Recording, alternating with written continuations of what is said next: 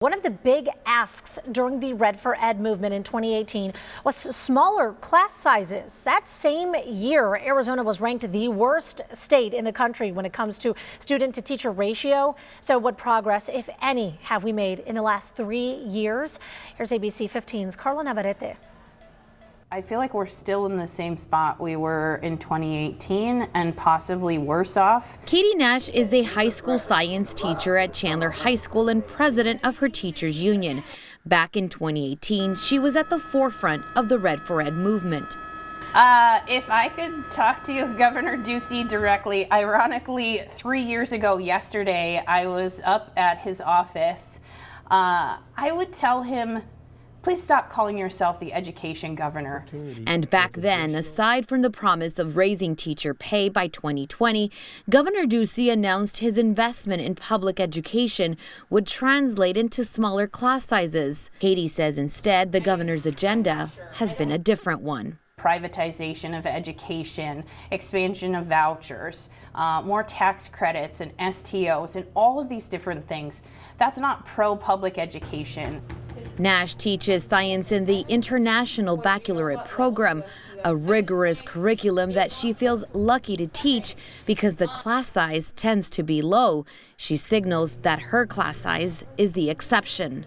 And especially for our general ed students, they're the ones who need our attention the most, and they're the ones who have the biggest classes. Classes as big as 35, 40, that's not uncommon. People don't even bat an eye.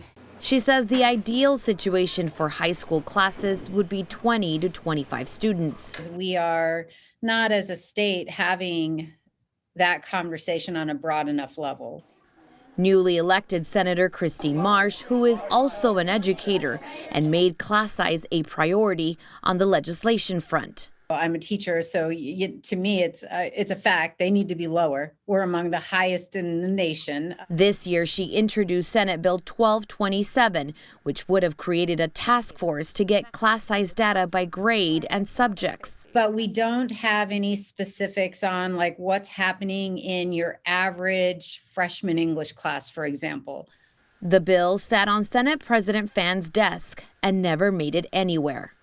I believe that our K through third grade classrooms, even pretty much across the state, are at a rather low number, and that our high schools are just busting at the seams.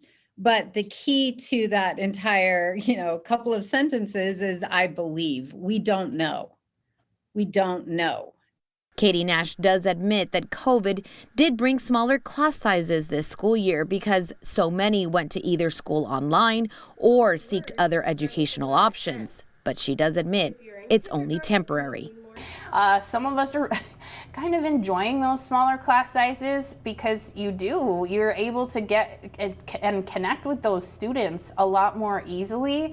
But we know this reality is going to smack us back in the face again next year when we have our class sizes back up to what they've been previously. Carla Navarrete, ABC 15, Arizona.